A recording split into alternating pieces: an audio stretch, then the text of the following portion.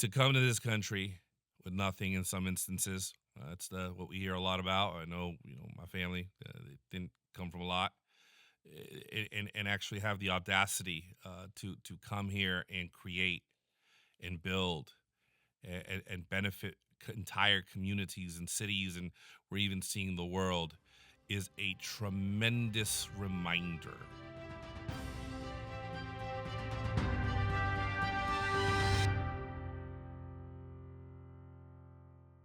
Hello, everyone, and welcome back to the Bridging the Divide podcast.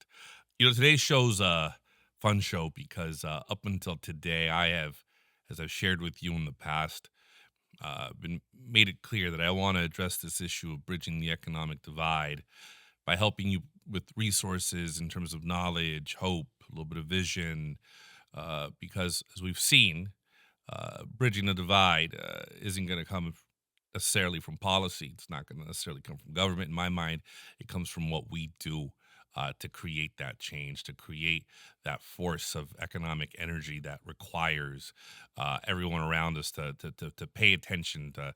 And by us, I mean those of us who started at zero or at negative to try to build something to build out that American dream.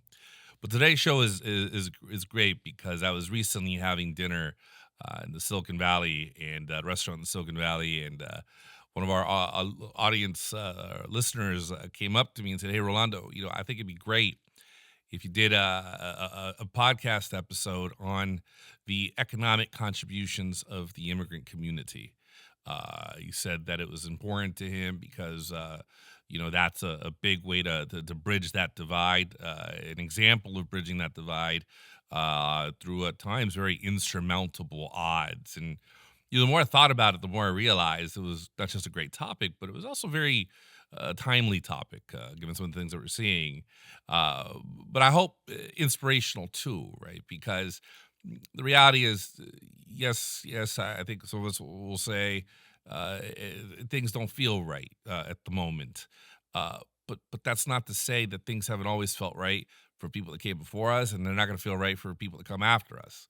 The key here is really to recognize what I call the power of perseverance, the power of overcoming obstacles, the power of overcoming, if you're an immigrant, language barriers. A lot of people don't know this, but I now speak Italian. I'm not fluent in it, and I have such an appreciation for people that come to this country who don't speak English and learn over time how to speak it, and not just speak it, but build businesses and employ people. Because I'll tell you, if you drop me off in Italy today, although I've been speaking there for 3 years, it's going to be an adjustment. I may ask for directions to a train station and inadvertently be asking for directions to the bathroom and not even know I'm doing that because it's intimidating.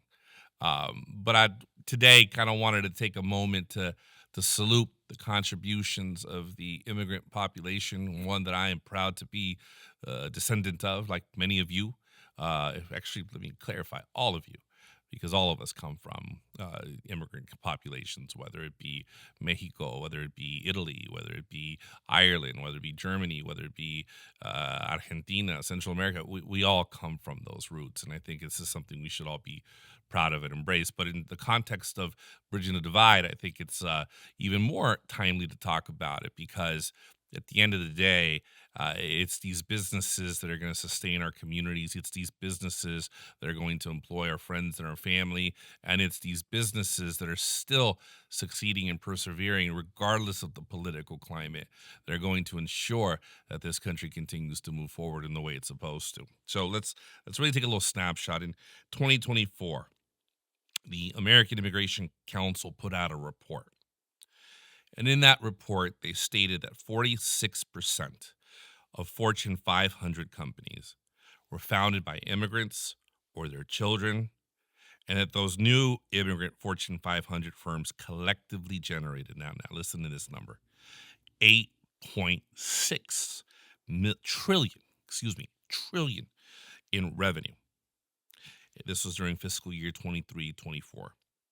And that they collectively employed over 15.5 million people throughout the world. Let that sink in for a little bit. 46% of Fortune 500 companies were founded by immigrants or their children, collectively generating 8.6 trillion in revenue for a fiscal year 23-24, and employed over 15.5 million people worldwide.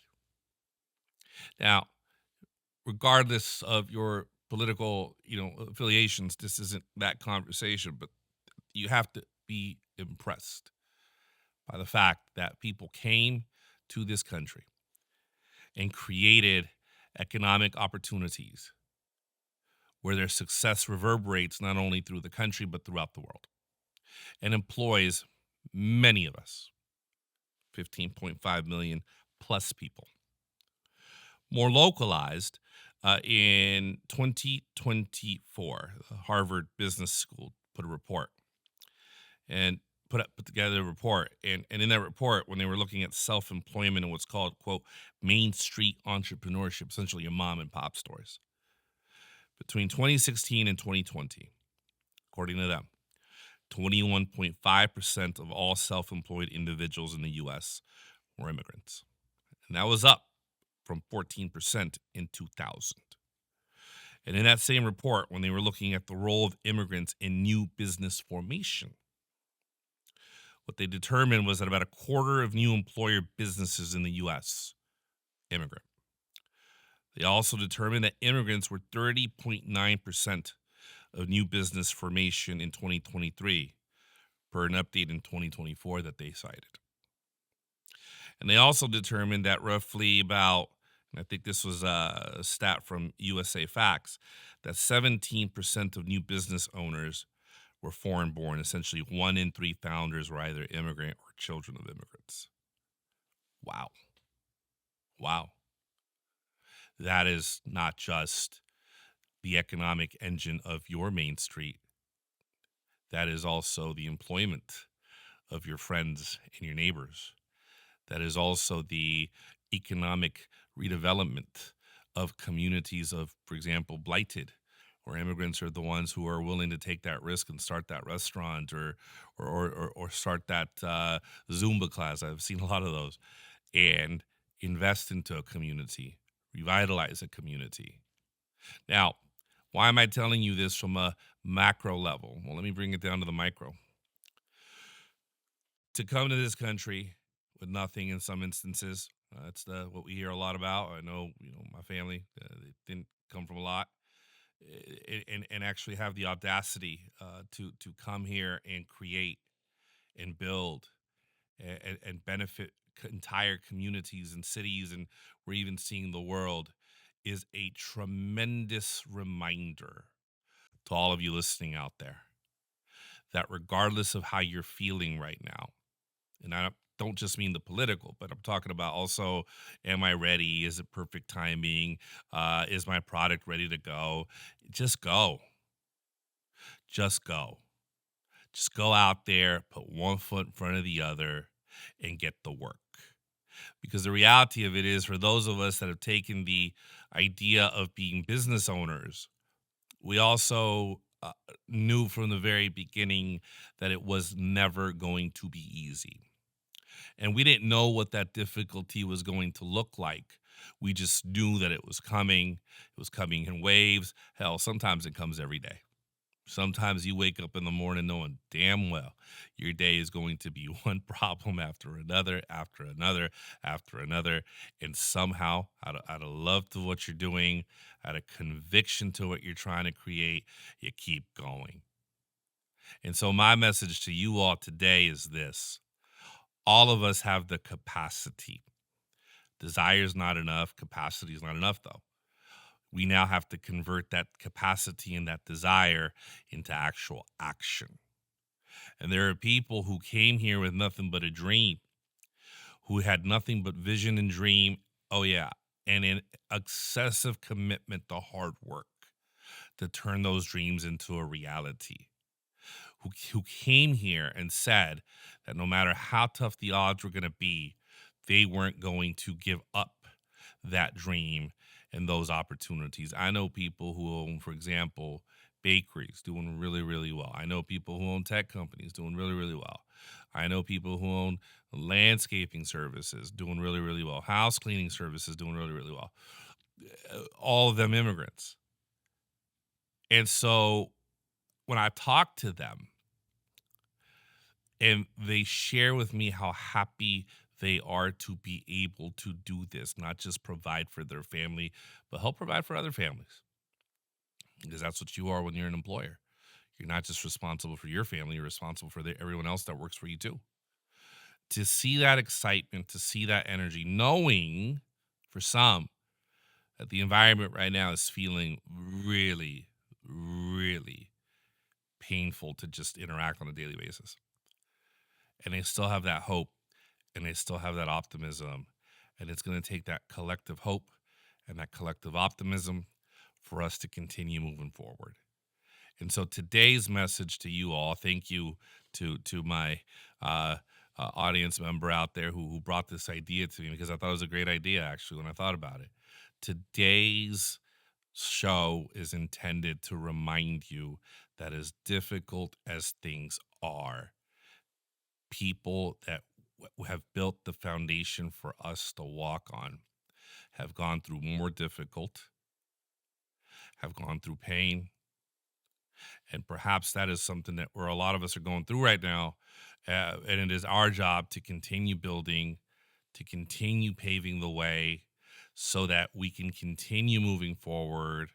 And one by one, we're all going to add our grain of sand to the beach and bridge that divide to ensure that we're all walking together, building those businesses, creating those opportunities.